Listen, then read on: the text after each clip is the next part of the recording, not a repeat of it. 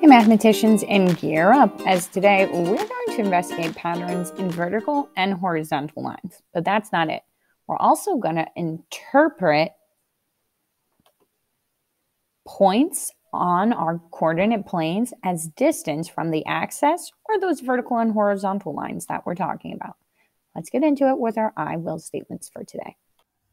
Remember, your I will statements are your goals for this lesson. They are what we are trying to work on and learn more about throughout our time together today. As we continue on in our lesson, make sure you have your mind focused on these three things and showing them to your teacher.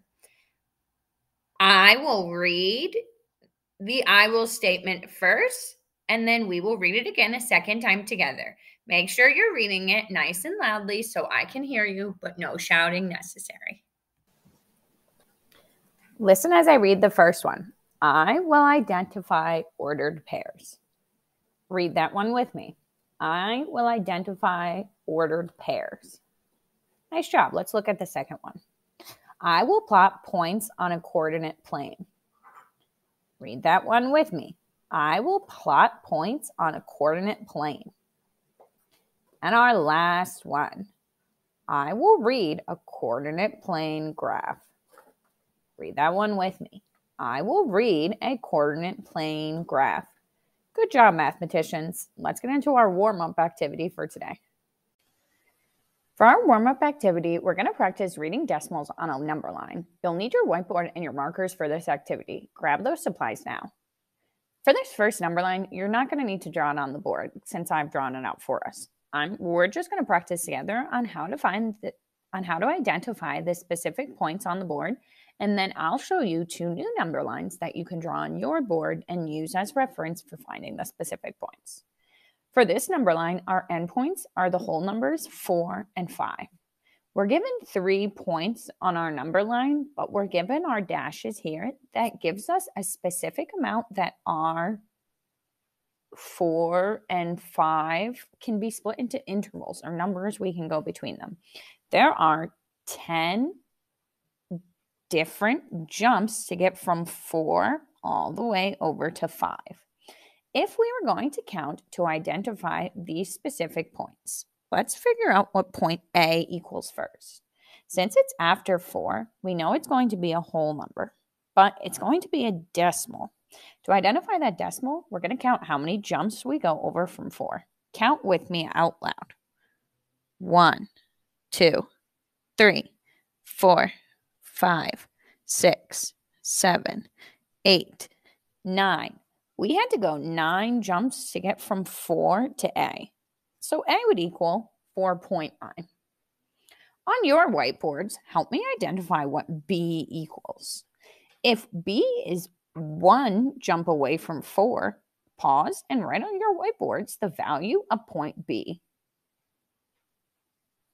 B would equal 4 and 1/10. It's 1 jump away. We have one more value, C. Can you identify the value of C on this number line? Count how many jumps you have to get to C. Let's identify what point C is. Since it's after 4, we know our whole number is going to be 4. And let's see how many jumps we have to go. 1, 2, 3, 4, 5, 6, 7 jumps. All right, mathematicians, now I'm going to turn it over to you. I'm going to put 2 different number lines on the whiteboard so you can see them. You can copy and take time to draw these number lines onto your whiteboard so it's easier for you to count the spaces if necessary. You'll want to label the whiteboard. You'll want to label your whiteboard with the number lines exactly as you see them on the screen, and then identify the specific points. Your job is going to be to look for these specific letters you see on the screen and tell me what number each of those points is on. Be careful because the different number lines start at different intervals, so make sure you watch out at how you label your number lines and count your jumps. For this activity, you'll need your pencil, your lesson 5 template paper that looks like this, and a straight edge ruler to help us connect our points when we plot them. We are going to start out on our coordinate plane by plotting a point, specifically point H. This is going to be 3 units from the x-axis and 4 units from the y-axis. Underneath our x, we are going to write the number 4. Underneath our y, we are going to write 3. That is going to give us an ordered pair. We're going to write our ordered pair just as we see it. So we'll put parenthesis, 4, comma, 3, and then we put another parenthesis to close it out. Write that in your tables next to H now. Let's plot H on our graph. Since X is our first number in our ordered pair, we're going to count over 4. 1, 2, 3, 4. We don't write anything there because we still have to go up 3. 1, 2, 3. Now we can put a circle and label that with a tiny h. That shows us that we have. Next, we're going to plot point I.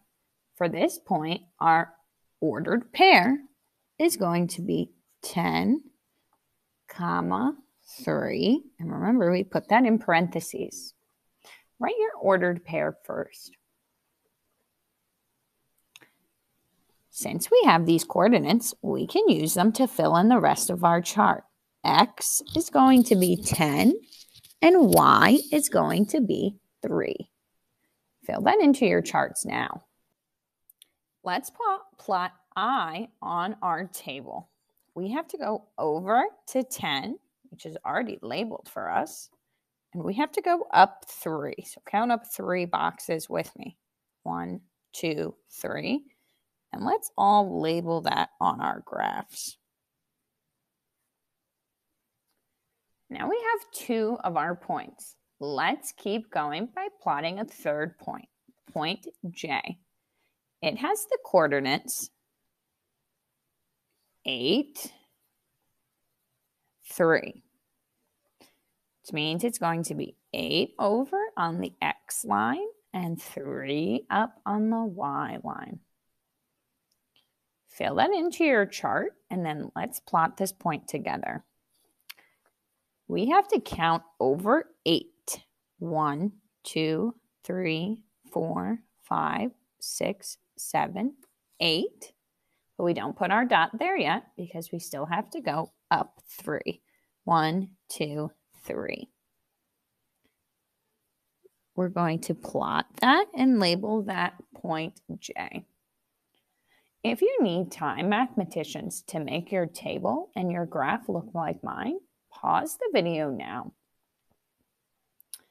If I am looking at these 3 points so far, I'm starting to notice that they have different x coordinates for 10 and 8, but the y coordinates are all the same. They're all the same 3. I can also look at my graph, and I'm noticing that because of that fact, all of the points are the same distance away from the x-axis. Let's use our straight edge to draw a line to connect the points H, J, and I. So we're going to draw a line that goes right through those points. And then we're going to name that line. So we'll draw the line. We're going to name that line W. Draw a line W going through points H, J, and I on your whiteboards now. Let's look at line W. This is a perfectly straight line, horizontal line, that goes right above the x-axis. It almost just looks like we shifted the x-axis up a little bit. Our line W does not intersect with our x-axis. Remember, intersect means that it's going to cross it. This line is never going to cross our x-axis line. So it's not an intersecting line, but it's a parallel line.